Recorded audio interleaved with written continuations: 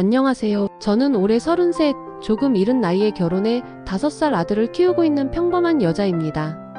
제 이야기가 누군가에겐 막장 드라마처럼 들릴지도 모르겠네요. 하지만 이건 지난 몇 년간 제 삶의 모든 것이었던 현실입니다. 남편이 다른 남자를 만나라고 해서 만났던 여자. 제 잘못은 과연 무엇이었을까요? 25, 사랑하는 사람과 평생을 약속하며 세상 모든 것을 가진 것 같았습니다. 깨소금이 쏟아진다는 말이 어떤 건지 알 것 같던 달콤한 신혼. 그리고 얼마 지나지 않아 저희 부부에게 소중한 생명이 찾아왔죠. 자기야, 힘들지 않아? 뭐 먹고 싶은 건 없어? 우리 복덩이한테 좋은 것만 먹여야지. 괜찮아. 당신이 이렇게 매일 챙겨주는데 뭐가 힘들어. 당신이랑 우리 아가 생각하면 힘이 막 나는걸. 10달 내내 저는 세상에서 가장 행복한 공주님이었습니다. 남편의 지극한 보살핌 속에서 마침내 그토록 기다리던 아들을 품에 안았죠. 갓 태어난 작고 소중한 생명을 내려다보며 저희 둘은 한참을 울었습니다. 부모가 되었다는 벅찬 감격 속에서 서로의 손을 잡고 다짐했어요. 앞으로 더 사랑하고 더 아끼며 이 아이에게 세상 최고의 부모가 되어주자고. 하지만 그때는 미처 몰랐습니다. 동화 같던 시간은 거기까지였다는 걸요. 육아는 현실이었고 현실은 지옥이었습니다. 밤낮 없이 울어대는 아이, 잠 못 자는 날들의 연속. 남편은 처음 얼마간은 돕는 신용을 하더니 이내 힘들다는 말을 입에 달고 살며 모든 것을 제게 떠넘기기 시작했습니다. 사실 남편에게 맡겨봐야 불안해서 제가 옆에서 다시 봐야 했으니 결국 모든 건 온전히 제 몫이 되어버렸죠. 임신기간 내내 체중이 많이 늘지 않아 다행이라 생각했는데 제겐 더 큰 시련이 남아있었습니다. 남산만하게 부풀었던 배에서 아이가 빠져나오자 그 자리에 남은 건 힘없이 축 늘어진 뱃살이었어요. 흉하게 트고 주름진 살들을 처음 마주하던 날의 충격은 지금도 잊을 수가 없습니다. 이게 내 몸이라고?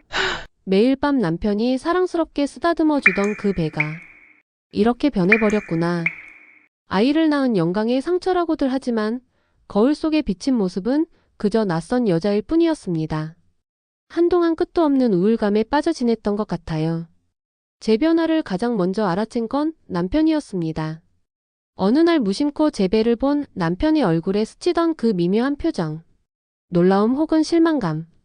저는 그걸 똑똑히 봤습니다. 그리고 그날 이후 남편은 단 한 번도 제 몸에 손을 대지 않았습니다. 사랑을 나누지 않은 지 3달, 6달 그리고 1년. 시간은 무심하게 흘러갔습니다. 이해할 수가 없었어. 30이 넘은 혈기왕성한 남자가 어떻게 1년 넘게 아내를 찾지 않을 수 있지? 이해할 말이 안 되잖아. 분명 나 말고 다른 여자가 있거나 아니면 돈을 주고 욕구를 해결하고 있거나 둘 중 하나일 거라고 확신했어요. 그 사람의 침묵은 저에게 다른 상상을 할 여지를 주지 않았으니까요. 슬픈 예감은 틀리는 법이 없다던가요. 제 예상은 정확히 들어맞았습니다.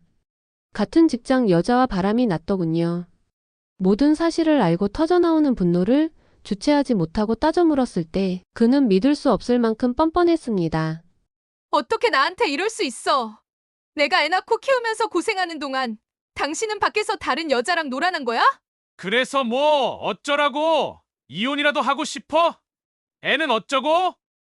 이혼은 봐, 너도 싫잖아. 그럼 그냥 조용히 살아. 이혼. 그 두 글자가 목구멍까지 차올랐지만 뱉을 수가 없었습니다. 세상 모르고 잠든 아들의 얼굴이 떠올랐기 때문이죠. 어쩌면 여러분은 저를 이해하지 못할지도 모릅니다. 하지만 그때의 저는 저 하나만 참으면 가정을 지킬 수 있다고 믿었던 바보 같은 엄마였습니다. 그렇게 저는 체념했습니다. 처음엔 눈치를 보던 남편은 이내 대놓고 외박을 일삼았죠. 제가 무어라 항의할 때마다 그는 칼날 같은 말을 던졌습니다. 걔랑 못 헤어져. 그렇게 싫으면 이혼을 하든가. 아니면 너도 다른 남자 만나. 난 상관 안 할 테니. 너도 다른 남자를 만나라고? 그 말을 듣는 순간 알 수 있었습니다. 아, 이 사람의 마음은 이제 완전히 내게서 떠났구나. 희망의 마지막 불씨가 꺼지는 기분이었습니다. 그때부터였을까요? 생활비만 꼬박꼬박 준다면 그걸로 됐다고. 나는 그냥 이 아이의 엄마 역할에만 충실하면 된다고 스스로를 합리화하며 살았습니다. 남편이 외박을 하든 말든 더 이상 신경 쓰지 않았습니다. 아니, 신경 쓸 힘조차 남아있지 않았죠. 그러던 어느 날이었습니다. 여느 때처럼 아이를 재우고 거실에 나와 TV를 보는데 한 연예인이 정말 맛있게 요리를 하는 거예요. 나중에 해 먹어보려고 컴퓨터를 켜 레시피를 검색했죠. 그리고 즐겨찾기에 추가한 뒤 확인자 즐겨찾기 목록을 눌렀는데 그곳에 낯선 여자 이름이 있었습니다. 심장이 쿵 하고 내려앉았죠. 홀린 듯 그 이름을 클릭하자 익숙한 소셜미디어 페이지로 연결되었습니다. 상간녀의 페이스북이었어요. 그리고 저는 보고야 말았습니다. 그녀의 프로필 사진. 다정한 포즈로 세상 행복한 표정을 지으며 함께 찍은 남편과 그녀의 모습. 그 순간 꺼져버린 줄 알았던 분노가 온몸에 피를 거꾸로 솟게 만들었습니다. 그날 밤 집에 들어온 남편에게 저는 미친 사람처럼 소리치며 화를 냈습니다. 하지만 돌아온 대답은 언제나 그랬듯 똑같았습니다. 아, 또 왜 이래? 요즘 조용하다 싶더니. 그러니까 이혼을 하든가. 너도 다른 남자 만나라고 몇 번을 말해. 그래. 너도 다른 남자를 만나라. 그 말이 제 뇌리에 방아쇠처럼 박혔습니다. 그날 밤 저는 다짐했습니다. 좋아. 너희들 보란 듯이 나도 멋지게 살아서 딴 남자 만나고 만다. 호구처럼 당하고만 살진 않겠다. 그때부터 제 삶은 180도 달라졌습니다. 인터넷을 뒤져 축 늘어진 뱃살을 탄력 있게 만드는 운동법을 찾아냈고 매일 밤 아이가 잠들면 땀을 뻘뻘 흘리며 웨이트 트레이닝을 했습니다. 출산 후에는 편한 옷만 찾아 입고 화장기 없는 얼굴로 지낸 지 오래였죠. 애 키우느라 바빠 죽겠는데 나를 꾸밀 시간이 어디 있겠어요. 하지만 이제는 아니었습니다. 뷰티 유튜버의 영상을 보며 화장을 따라하고 처녀 시절 입었던 예쁘지만 불편한 옷들을 다시 꺼내 입었습니다. 미용실에 가서 머리를 단발 웨이브로 자르고 애쉬 퍼플이라는 생전 처음 해보는 색으로 염색도 했죠.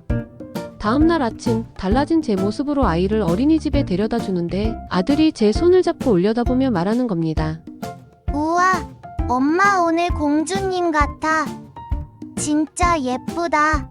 그 한마디에 무너졌던 자존감이 다시 차오르는 기분이었습니다. 자신감이 붙자 못 만났던 친구들에게도 연락하기 시작했죠. 그 중에는 오랫동안 편하게 모든 것을 터놓고 지내던 남자 사람 친구가 있었습니다.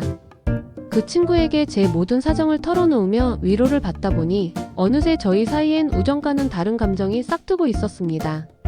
집에만 갇혀있던 제게는 사회생활이 절실했습니다. 카페에 지원해 면접을 보고 일을 시작하게 됐죠. 남편에게는 나 알바한다고 카톡으로 통보만 했습니다.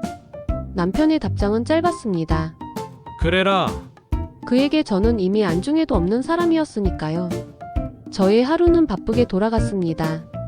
아침에 아이를 어린이집에 데려다주고 카페에서 일하고 아이를 데려와 저녁을 챙기고 그리고 주말이면 아이를 친정에 잠시 맡기고 저의 새로운 사랑이 된 그 친구를 만났습니다. 그리고 어느 토요일 저 역시 남편에게 아무 말 없이 외박을 했습니다. 그 친구와 함께였죠. 제게 다른 남자를 만나라고 허락 아닌 허락을 한 건 남편이었습니다. 자신의 아이는 나 몰라라 한 채 뻔뻔하게 외박을 일삼던 그에게 제가 허락을 구할 필요는 없다고 생각했어요. 그날 밤 남편에게서 전화가 걸려왔지만 받지 않았습니다. 곧이어 카톡이 오더군요. 어디서 뭐 하느라 밤새 집에 안 들어오냐? 라고요. 그 메시지를 보는 순간 실소가 터져나왔습니다. 저는 망설임 없이 답장을 보냈습니다. 나 남자랑 있으니까 카톡하지 마. 너도 말없이 외박하면서 나한테 보고하라고 한 적 없잖아? 그리고 네가 먼저 딴 남자 만나라고 했으니 불만 없는 거 맞지? 한참 동안 그에게선 답장이 없었습니다. 다음날 집에 들어서자 웬일인지 남편이 거실에 앉아있더군요. 부부라는 이름이 무색할 만큼 서로를 보지 않고 산지 오래. 염색한 지가 언젠데 그는 저를 위아래로 훑어보더니 툭 하고 던지듯 말했습니다. 염색했네. 그 한마디에 짜증이 솟구쳐 올랐습니다. 저는 차갑게 어라고만 대답하고 곧장 방으로 들어가 버렸습니다. 그날 이후 남편의 태도가 달라지기 시작했습니다. 슬금슬금 말을 걸어오고 제 핸드폰을 훔쳐보려 하고 급기야 질투와 분노를 터뜨리기 시작하더군요. 나도 그 여자 그만 만날 테니까. 너도 그 새끼 당장 그만 만나. 싫어. 뭐라고? 이제 와서 왜? 어차피 애 때문에 이혼 안 하고 살았던 건데. 넌 애한테 아빠 노릇 한 번 한 적 없잖아? 너 있으나 마나야. 우리 이혼하자. 예전에 나한테 맨날 이혼하자고 노래 불렀잖아. 소원대로 해주려고. 남자 생겼다고 아주 갑질을 하는구나. 똑같이 바람 펴놓고 넌 뭐 떳떳한 줄 알아? 그래, 나 안 떳떳해. 그러니까 너도 여태 그랬던 것처럼 그냥 딴 여자 만나. 신경 안 쓸 테니까. 입에 거품을 물고 부들부들 떠는 남편의 모습을 보며 생각했습니다. 이제야 내 기분을 조금은 알려나. 저 역시 똑같은 사람이라고 손가락질하며 욕해도 좋습니다. 하지만 바보처럼 호구같이 당하고만 사느니 저는 차라리 욕을 먹더라도 처절하게 되갚아주는 쪽을 택하겠습니다. 제 선택은 정말 잘못된 것이었을까요?